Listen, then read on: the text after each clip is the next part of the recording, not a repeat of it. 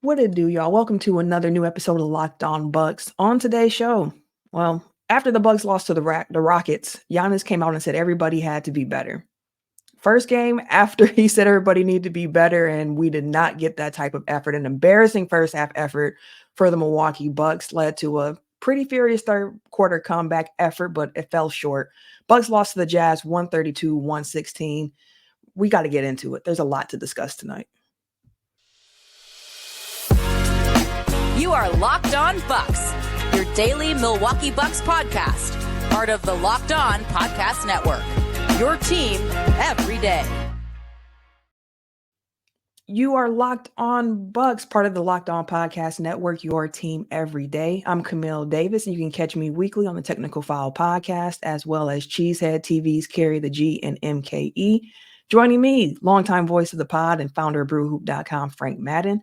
We appreciate you for tuning in, and thank you for making Locked On Bucks your first listen every single day. We are free and available wherever you get your podcast, as well as on YouTube. So if you're on YouTube, please subscribe, hit the notification bell when we go live. We definitely appreciate that as well. Today's episode is brought to you by FanDuel. Make every moment more. Right now, new customers get $150 in bonus bets with any winning $5 money line bet. That's $150 if your team wins. So visit FanDuel.com/lockedon to get started. As I mentioned in the open, Frank, arguably this is the worst first half of Bucks basketball that we've seen all season. Like, the Bucks had a strong third quarter for sure, but that first half in itself, it was confounding. It was frustrating. The Boo Birds came out in Milwaukee. And to my point, Giannis just recently said after the Rockets game, we need to be better. We need to play with more pride. And I actually have the quote that he discussed after the game with Eric Name, our friend at The Athletic. And he mentioned that problem with the Bucks defense, pride.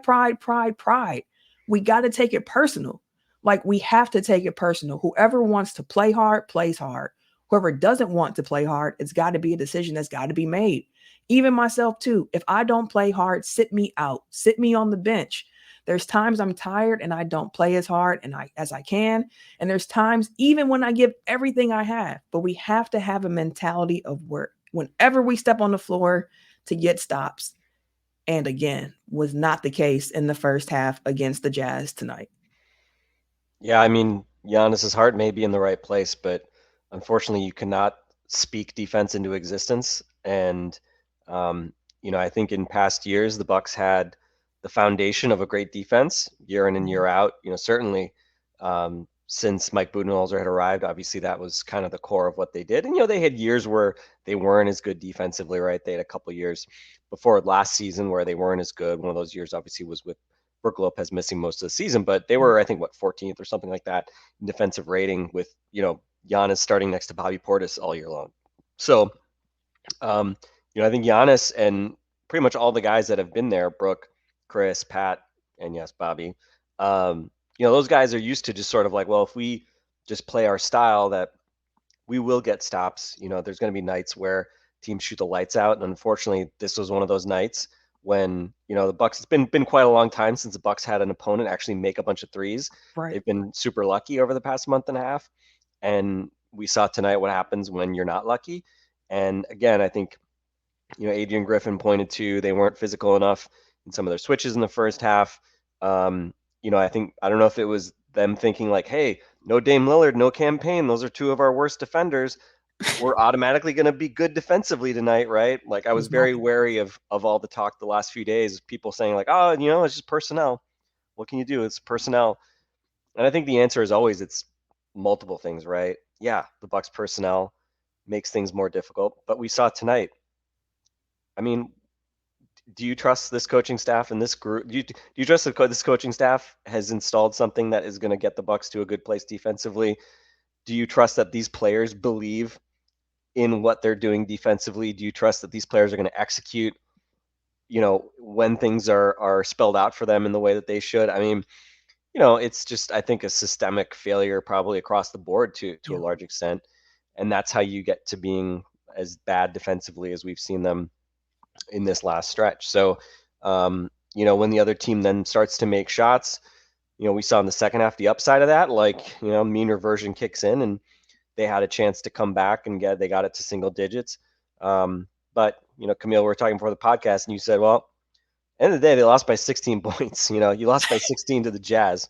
So, gold stars, whatever you want to do for the second half, you played one good quarter, and the third quarter was really good. But again, how much of that also was just the Jazz missing some shots that they were making in the first half, and then they went back to making shots in the In the fourth quarter. fourth. So, it's a really bad loss, and it's an especially bad loss coming after the last game because everybody, starting with Giannis, wanted to talk about how important it was to change things, and he said, "Pride, we gotta have pride." It was Pride Night in Milwaukee, and I Mhm. mean, uh, let's just say we didn't see any pride from the Milwaukee Bucks on the floor because it was just, same crap, different day.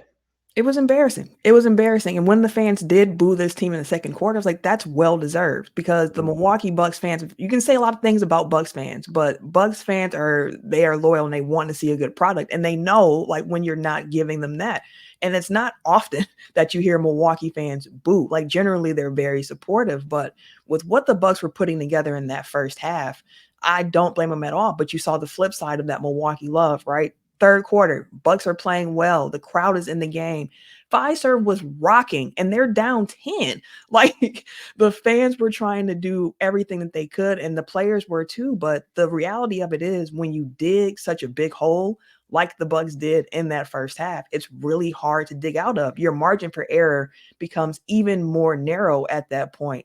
Being down 31 points at half, sure, like you said, a gold star for only losing the game by 16 and, getting the score down to 10, 9, 8 in the third quarter going into the fourth a bit there, but it was embarrassing. And you mentioned the three-point shooting, which I do want to point out because the Utah Jazz tend to only make 13 threes a game. You mentioned the reversion game coming up. They normally make 13 threes a game. They made 16 in the first half. They were 16 of 30 from three in the first half, 30 attempts from three. Second half, you saw them do a bit of a better job at running them off the line. They were only able to get up 14 three-point attempts in the second half, but it's just, I don't understand at this point in the season when we've been having some of the same conversations, why it takes until the second half for this team to show some energy.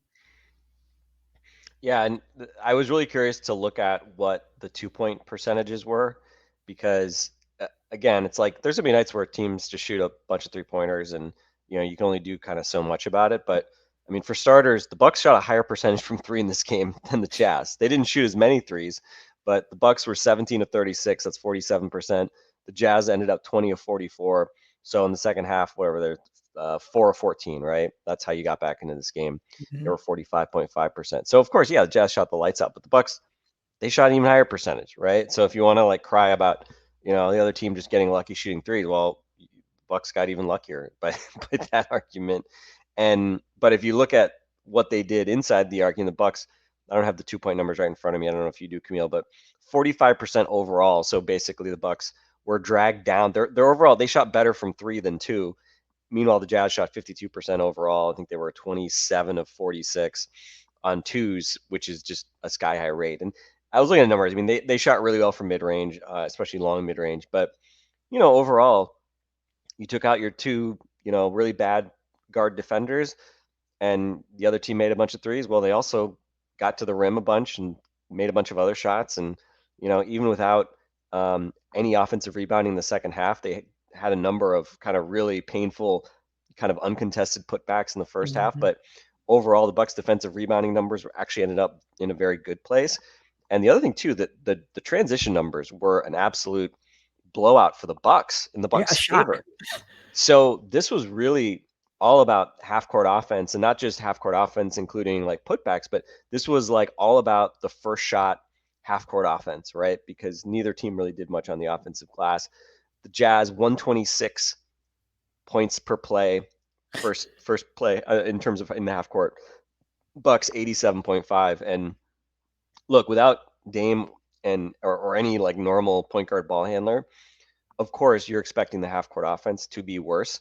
Right. And honestly, like if you lose this game, 100 to 89 or something like that, and you lose it just because you couldn't get enough offense and because the Jazz were just loading up on Giannis, and you had, Andre out there starting and they're not respecting him and he doesn't know what to do with the ball when he's being basically put in a position to score. Like, okay, like that at least would kind of track, and you would say like, okay, well, Dame's going to come back hopefully on Thursday against the Celtics, and then your offense will go back to the way it was. But the offense was actually ended up being okay, and they kind of problem solved their way to again a decent offensive night. Not quite their usual metrics in terms of offensive rating, but again, the defense just no matter who it is, no matter who's out there, take away all the bad defenders the Bucks have, and they still can't play 48 minutes of solid defense. And we talk about Andre and Chris Livingston and kind of what they were able to bring for stretches, especially in that second half. But again, it's just this team just doesn't defend at a high enough level. And there's the micro of like what happened in this game. Whatever, like stuff happens, right? Bad games happen, things like that. But the real concern is how this reflects the macro problems that the Bucks have. And again, the fact that there is no foundation of defense that the players or we as fans / observers of this team believe in. And, Adrian Griffin and his coaching staff, you think they go to bed at night feeling like they know what the heck's going to happen on defense and how they're going to, get this team to a better place? I'm sure they're also scratching their heads at this point. We're almost halfway through the season. And there's been, again, you talk about trajectory. It's a trajectory in the wrong direction right now. It truly is. And we're going to dig deeper into that later on in the show. But the thing that really blew my mind, you mentioned just how bad the Bucks defense was. At halftime, I just pulled up the metrics. And I just wanted to see. At halftime, the Utah Jazz had a 160.4 offensive rating. I refreshed the page a couple of times just to say, are my eyes seeing what I think that they're seeing at the moment? And I couldn't believe it. The Bucks finished the game, or I should say the Jazz finished the game with a 131.6 offensive rating, which is, down from that crazy 160 rate, but still, of course, not good enough. I do want to talk a little bit about what the Bucks did do well in the second half, if that's sustainable, before we talk a little bit more about trends. And let's do that coming up next.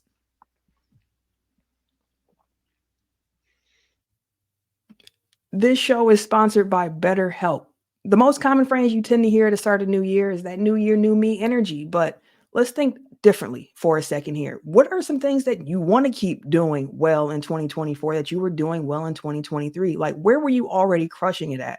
Because around the new year, we tend to always think about what we need to change, what to change, instead of thinking about what we're already doing right and looking to expand upon that. So maybe you just started taking your supplements every morning and now you want to eat breakfast with that too. Or maybe you've organized one part of your home and now you want to take on another. Therapy can help you find your strengths so you can ditch the extreme resolutions and you can make changes that can actually stick. Therapy isn't just for those who've experienced major trauma. It's something that can empower you to be the best version of yourself. If you're thinking of starting therapy, give BetterHelp a try. It's entirely online. It's designed to be convenient, flexible, and suited to your schedule. So just fill out a brief questionnaire to get matched with a licensed therapist. And you can also switch out therapists at any time for no additional charges. Celebrate the progress that you've already made. Visit betterhelp.com/LockedOnNBA today and get 10% off your first month. That's BetterHelp, HELP.com/LockedOnNBA.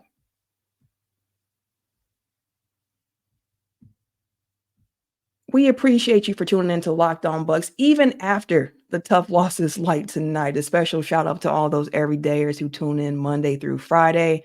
I got to tell y'all about something else that you might enjoy, which is Locked On Sports Today, because the Locked On Network that you've come to know and love launched that first ever national sports 24/7 streaming channel on YouTube.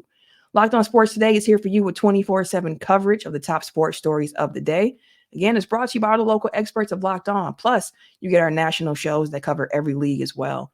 Go to Locked On Sports Today on YouTube and subscribe to the first ever national sports 24/7 streaming channel. Now, Frank, I mentioned that the Bucks did do some things a bit differently in the second half. I mentioned in the first segment, we saw them running the Jazz off the three-point line a little bit better. We saw them limit second chance points for the Jazz because, as you mentioned, they were getting killed on the boards early throughout that first half and tightened up in the second half. When it comes to second point chances, they still lost that battle overall 20-13, but that was looking like 17-2 after the first half. So the Bucks did tighten up there, but is there anything else that you saw, maybe Chris Livingston minutes, that might have piqued your interest in the second half of what the Bucks did differently? Well, first off, I mean, let's kind of be at least a little measured with this because I get it. I'm sure there's gonna be people saying like, oh, we gotta get Chris minutes, gotta find a way to get him minutes every night, and add him to the list with Andre and Marjan and whatever. Look, happy for Chris Livingston. He responded the way I think you wanted a young guy to respond. He worked really hard defensively, was able to get some kind of garbage kind of baskets around the rim. And again, like what more could you have expected from Chris Livingston, right? I think he did about as much as he could. But also in the fourth quarter, I think we saw pretty much anytime the ball went to Chris or Andre, it was a mistake, right? like they put it on the deck when they shouldn't have. Turnovers, bad passes, missed shots. Again, nerves. They showed why they're very limited offensive players, and why I think them carving out niches in the NBA is going to be challenging. But at least defensively, I think we know obviously Andre has, I think, a high defensive ceiling. He had a couple blocks tonight. Had his moments defensively, but again, he also started and was part of the group that got run off the floor in the first half. So it's not like, Andre Jackson was delivering any solutions defensively, right? That's obviously what a lot of us have been hoping for, that, put Andre in the mix and suddenly, you'll be a much better defensive team. It's unfortunately not that easy. And with young guys, rookies, there's always a learning curve. And we've seen that obviously kind of over the course of the first few months of Andre's career. But for Chris Livingston, yeah, I mean, again, I think he just played with a high motor. He looked versatile defensively. They obviously switched a ton of stuff. I think playing bigger. We didn't see very much Malik Beasley in the second half, which obviously you can question at this point because he was the only guy kind of making shots there, probably in those middle quarters. And then he kind of disappeared again. So again, yeah, given that Livingston, Chris kind of ran out of gas. What he played like 14 straight minutes or something like that in the fourth quarter. Of course, we can say I probably would have been good to bring Malik back in at some point, but obviously Adrian Griffin tried to kind of run with the guys that were giving them energy. And, as is so often the case, there's just sort of limits to that, right? Guys, a group can bring you back from a deficit, but it's just hard getting over the hump. We saw that in Houston, and we saw that again tonight, right? Like you dig yourself a 31-point hole, you get it down under 10 multiple times.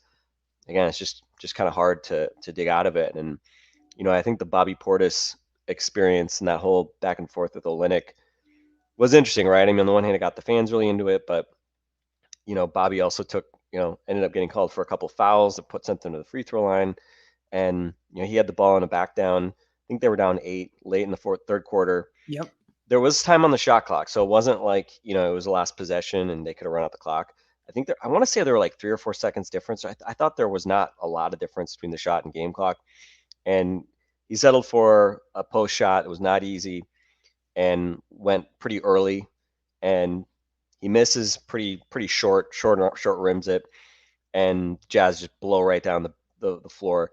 I think it was Keontae George hit a layup or, a short banker to make it go up to 10. And all of a sudden, a chance to get it down to 6 going to the fourth quarter instead is 10. And then they come back from commercial and it's, Bobby Portis has gotten a technical and they're shooting a free throw to make it 11. And so it just felt like kind of the double-edged sword of Bobby, right? He hit a couple buckets on Kelly Olynyk. The crowd's going crazy as they're going back and forth at it. But, Bobby giveth, Bobby taketh away is kind of what that late third quarter felt like. And, I think it was correct to pull him. I think he wasn't on the floor much longer beyond that. And honestly, if you have to play defense and you're trying to come back from a deficit, yeah, Bobby's not the guy I want on the floor, right? I mean, unfortunately, that's kind of just a reality. And especially on a night where you're playing these younger kind of big wing size guys with Andre and Chris. Obviously, I think they were just giving kind of better energy and, but it's just such a big hole they dug that they were going to have to pitch kind of a almost perfect game to get back and win it in the fourth quarter.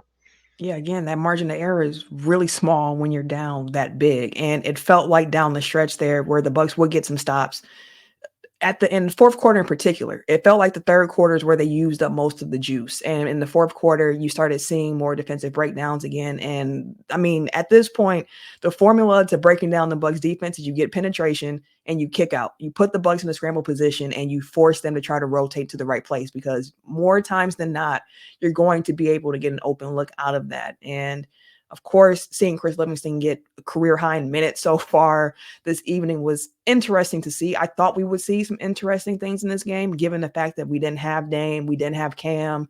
So I knew the lineups would get a little wonky at times, but the second half just felt to me like Griff was just throwing out guys who he thought in the moment could try to win that game. And with the young guys in particular, we've had the conversations about them a lot of different times, and the draw and the interest in them, as you know, is the fact that they're younger guys who are athletic, who theoretically play good defense.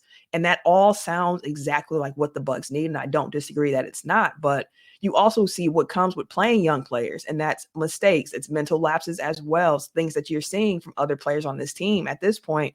So for me, it's kind of like, do you want to see your young guys making some of these mistakes, or these vets continuing to make mistakes at this point? And I don't think that this game in itself is like some type of larger referendum that says, hey, Chris Livingston should play 15 minutes from here on out the rest of the season. I think that we need to continue developing these guys. And when we can find minutes for them in the game, give them minutes. If the vets don't have it in that night, I'm here for the young guys coming in and being able to do their thing. So an interesting game, so to speak. And Frank, you mentioned earlier that, of course, we're talking about this game, but looking at it in a larger sample size is something that's going to be helpful for us as well, because this is the Bucks team with championship aspirations. We want to see them playing in June. We want them to see they're playing their best ball then. But after an 11-2 December, January has not started off on the best foot for the Bucks. So I want to take a look at some of those trends that we have seen so far this month during this very small sample size, and look ahead to what's next for the Bucks with the pretty crucial, brutal, I should say, 3-game stretch coming up for them. So more about that up next. The NFL regular season has come to a close, but the NFL season is turning up now that the postseason is here. Wild card weekend starts on Saturday. And listen, with the Bucks losing like this, I'm so thankful. At least the Packers have given me some joy personally here in the state of Wisconsin. But hey, make sure you get in on the action with FanDuel, America's #1 sport book. Right now, new customers can get $150 in bonus bets with any $5 money line bet. Again, $150 if your team wins. So if you've been thinking about joining FanDuel, trust me when I tell you there is no better time to get in on the action than right now. The app is really easy to use. You can pick it up pretty quickly, and there's a wide range of betting options, including player props, over-unders, spreads, and more than that once you dig into it. So make sure you visit FanDuel.com/lockedon to get in on the action. FanDuel, official partner of the NFL.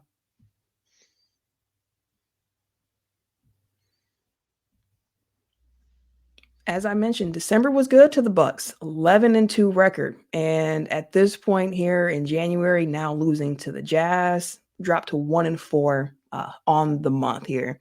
And I took some time just to kind of look back at December, because things, I felt we were talking about things trending upward in December, and we have not seen that from the Bucks so far. And like I mentioned, there's a tough 3-game stretch coming up for this team. We have Boston on Thursday in Milwaukee, followed by the Warriors on Saturday, and then the Kings on Sunday, a back-to-back here at home. And if the Bucks keep trending the way they have been in January, those games can get ugly pretty quickly. And outside of just those games alone, if these trends continue, this is a team that we won't be seeing playing postseason basketball. And we've seen them be able to play a bit better. So some numbers to throw at you here. In December, the Bucks were 11-2. Offensively, they had the 4th best net rating in the NBA, plus 9.8. Look at January, and this is just the first 4 games here, not including tonight's Jazz game, which we've talked about those numbers already, but they have a negative 6.7 net rating in January so far, 19th in the NBA.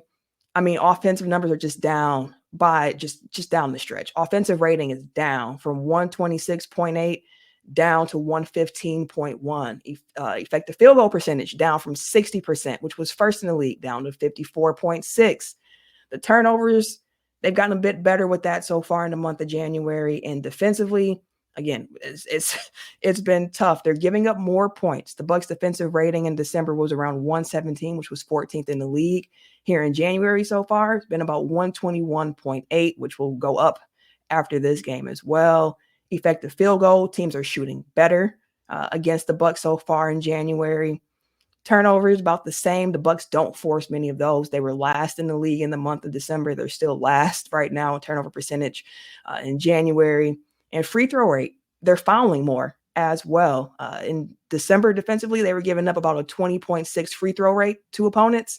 So far in January, it's been 27.3. And Frank, when you hear all these different numbers about how the Bucks have been trending in January and looking at what the Bucks have up next, is there anything that you're looking to see from this team to show how they can change course, or anything that just stands out to you from what we've seen in December and what we're seeing now in January? I mean, the thing about the rotations for so much this year is that's interesting, right? Bucks have had terrific health, which I don't know if you'd say that's a good thing or a bad thing in the context of this, right? You can't, we've talked about it. You can't blame the Bucks defensive struggles on health. Jay Crowder, cannot be the reason that you're a bad defense, right? Given everybody else has been pretty much healthy. But because of that, the starting lineup has generally been very good. And it seems like Griff's kind of, MO has been like, well, I don't want to screw things up. I'm just going to play the starting group. They're going to start the first quarter, the third quarter. They're going to close every game.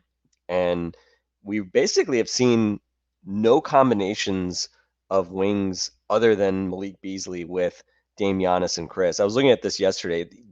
Of the minutes with Dame, Giannis, Chris, your three best players, 90% of those minutes have gone to Malik Beasley as one of the two other players on the floor. Obviously, Brook Lopez has typically been the fifth guy, Bobby Portis, the other kind of guy that most typically is that fifth guy because, they're the two bigs. But, literally like Ajax, Marjan, even Pat Connaughton. I think Pat Connaughton played like 20 possessions, with the big three, which, I mean, it's kind of remarkable, right? But like, for all the talk coming in that, Adrian Griffin was going to experiment and get weird and do the kind of stuff that was going to like prepare the Bucks for the playoffs, and he's going to make adjustments, all that. He's been super chalk when it comes to like his rotations. Yeah. And I mean, again, he's doing what has worked nominally, right? The numbers say like, yeah, the starting lineup has been great, but he's not playing before tonight when it was kind of like forced to do something. It's not like he's like playing and developing the rookies a lot, or, Marjan, another young guy, right? Like, they're playing some, but they're not playing a whole lot. Mm-hmm. And so I think the interesting thing is he didn't really probably feel like he had to do that because they were winning most of their games. So now I think the question is, now you start losing games, you start feeling the pressure, people can talk about all they want, but read Buck's Twitter. Like, don't tell me that I said you got to fire Adrian Griffin, but people are talking, Camille. Like, people are not happy. And they've been saying that since week 2 of the season. They didn't give that man a sample size at all. They said, and some people said, oh, just it's early, whatever. Well, it's now we're halfway through the season. Stuff's gotten worse as far as the defense, and now you've actually started to lose some games. And so, is this guy gonna? Is this the coach that's gonna lead you to championship? Like, yeah, I'm not feeling it, guys. But again, like, let's put that aside. I don't think there's really any good options at this point for the Bucks as far as Adrian Griffin goes. Like, I think I'm pretty confident saying he was a mistake. Obviously, with Nick Nurse there, we're gonna have the Wolverine looking at the picture of Nick Nurse, and what might have been if they had hired Nick Nurse. But it is what it is now. And so I think the question, if you're Adrian Griffin, you're not firing yourself, you're not quitting. So what are you going to do? Play different guys is the only other thing you can do, right? Like, your whatever adjustments, schematics you've tried obviously hasn't worked. I think we can talk about them like trying to be less pointlessly aggressive way out on the perimeter with guys that can't do that. That would be the kind of most obvious sort of tactical thing to change in general. But then, especially when you're not forcing many turnovers as it is. Exactly. They've gotten like no better at forcing turnovers, right, despite that kind of philosophical change. So So I think again, there's definitely some things they could do differently. They could do some things differently, probably like in terms of rebounding, not be as aggressive, going for the offensive glass, try to get back in transition more. Although the transition defense over the last month plus has been a lot better. So there's been improvement there. The rebounding obviously has been a problem. Uh, but I think the question now is just like with Jay Crowder hopefully coming back maybe in a week or so. Um, what do they do differently in terms of rotations? They try different things to try to, again, just give a different look to this defense, do different things defensively. Because again, that is the thing Adrian Griffin has not done. Like, these young guys are going to make mistakes. I don't think there's any magic, you know, silver bullet here of just, Right. just play Andre and all of your problems are going to go Same. away, or play Chris Livingston. Like, no, of course those guys aren't going to solve all the problems. Um, but if they get desperate and they feel like they have to change something about the way things are going, then I am curious to see if maybe he'll try to do some different things defensively, go smaller, more regularly, right? Because Bobby's been generally not part of the solution this year overall. Even unless his shots fall, unless his three balls falling, like it's just like tonight when he missed those first couple threes, it was like, oh, okay, like Yeah. this is probably not going to go their way. So yeah, there's tactical stuff they can do, and then to me, I think the most obvious thing we can see, obviously, anybody can see if different guys are playing, rotations change. So we'll see, because Adrian Griffin has not done that so far, and maybe for some decent reasons. But now I think we're getting into kind of a situation where he's going to have to try something beyond just kind of rinse and repeat every night and hope that continuity solves all the problems. Because I think at this point we can say it's not going to work just doing the same thing and just getting reps. Yeah, definition of insanity, right? Doing the same thing over and over and over again, expecting a different result. So that's what I agree on, because I do think that this Bucks team has some personnel challenges when it comes to the style of play that Griff wants to do. I just don't think on this team currently, you have a lot of the personnel to play as aggressively. So yeah, there are definitely some things that he can do schematically to make those changes. The players themselves have to play with better effort. I mean, we saw that just between the first half and the second half of play with these two teams, and the effort levels and how different they were. So there's that to it. And at this point, until, or unless I should say, I shouldn't say until, assuming that something will happen.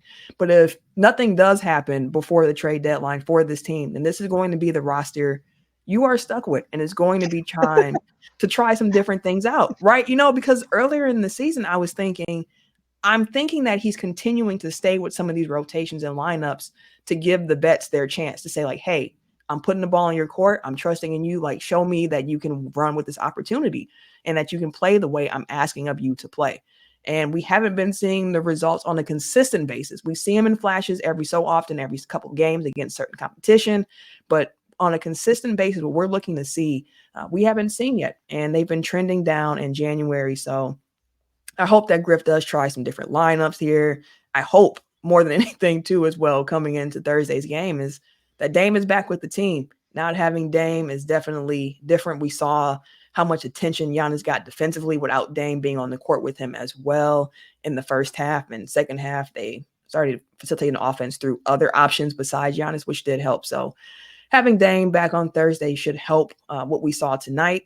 But when we're thinking about how the Bucks have looked so far this season, there are still questions that need to be answered. And the sample size is getting large enough now where you can say, hey, these things aren't working. So now what are we going to do? So Yeah, there and I is, think, and I was going to say, Camille, I mean, there's no official reason other than personal reasons for Dame missing tonight's game. right. He's talked about over Christmas, like, he's going through a divorce. He's not seeing his kids regularly. I think, he's regularly being in scrums with media, like, and has literally his kids on FaceTime.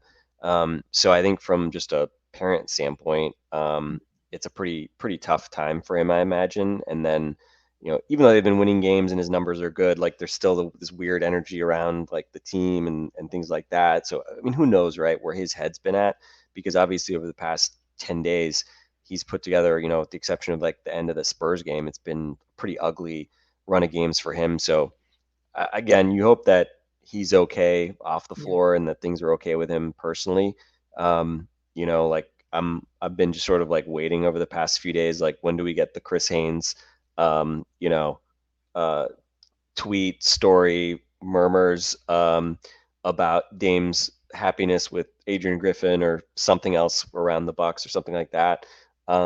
I'm still kind of keeping an eye on that. Haynes has a direct line to Dame, and I guess Haynes is like, I don't know The if he's Bucks like guy? first cousins, but he's like sort of cousins with Mariah, Giannis's partner. So yeah, so if things have to go down, and this is the thing I always come back to, it's like we can talk about Adrian Griffin being the wrong hire or they should fire Adrian Griffin. We can talk all we want about it.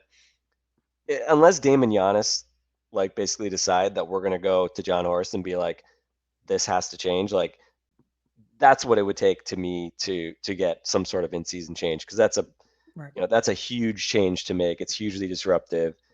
Who knows? I mean, is Terry Stotts going to walk back in and solve all the Bucks problems? I mean, anybody coming in is going to have. We talk about Adrian Griffin, a rookie coach, having a really tough chore as a head coach for a team with these types of expectations. If you try to bring in somebody else midseason, you're going to have another huge challenge kind of coming in. So I almost am just sort of like, I don't expect anything to happen, not because I think Adrian Griffin is the right guy for this team, but just because it's just now you're just in this really bad spot. But I think it is, again, just something that I'm always curious to see Giannis's comments. I'm always curious to see Dame's comments. And again, something to monitor where they are relative to the coaching, because if there's one thing that can get head coaches fired in the modern NBA, it is star players who are not happy.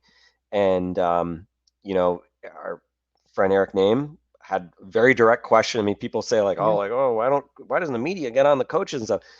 You look at Eric's questions that he had pregame to Adrian Griffin, super direct. It was basically like Giannis called out the coaching last game. How do you react to that? And, I mean, whatever, like I'm not expecting Adrian Griffin to say like, well, I really thought about that. It really doesn't make me feel good that Giannis thinks I need to be better at coaching and that we don't have a strategy, right? Like, I mean, he didn't answer the question, but, credit to Eric. Like he tried to ask the question, and you can't just like stomp your feet and pound your fist and say like, you got to give me an answer to that question, Griff. Like, I mean, that's not how media, relations with coaches work. But yeah, I mean, again, this is just one of these kind of subtexts of everything going on with the Bucks right now. The more these losses pile up, the more I think we're all going to be looking at what Dame and Giannis are saying and doing, and the body language and all that other stuff, because I'm sure they're very frustrated right now. And man, Thursday's game against the Boston Celtics, you got a few days off they can actually practice and really think about that game. If they come out and lay another egg in the first half, I think that's going to say a whole lot about where this team is and where the coaching staff is. And, again, kind of like how they measure up in the Eastern Conference. Because obviously right now they don't measure up to the Boston Celtics in the Eastern Conference. They're somehow, I think they're technically still second. Yes. Just because Embiid's been out and so Philly's been losing some games. But yeah, I mean, again, like they need to right the ship quickly, because again, if you start slipping down the standings, like that's, I think, when the pressure really starts to get amped up. So season is long, we forget about the losing streaks that happened in previous years. People kind of just out of sight, out of mind. It happens. But again, this is just a different situation because there's so many more unknowns. And again, the coaching staff obviously being a big part of that. It's a lot of questions with this Bucks team, and we're going to start getting a few more answers as the season continues to go on. And like I mentioned, we have we'll get maybe. Like we're getting a bigger sample size, and I'm very much looking forward to this game against Thursday, because it's going to tell us a lot about where this team currently is. I will give them credit for not quitting tonight, but man, still an embarrassing effort that the Bucks put out on the floor tonight. So let's wrap up there. We're going to have a lot more Locked On Bucks for you all throughout the week ahead of the Celtics game. And hey, the Bucks got 2 days off, so like Frank mentioned, maybe that'll be helpful. I will say too, Thursday's game is only on TNT. So just for Bucks fans, keep that in mind. So we're going to get out of here. Before we do, make sure you head over to Locked On Sports Today on YouTube and subscribe. Go and check that out after we close up here. For Frank and myself, we'll catch you later.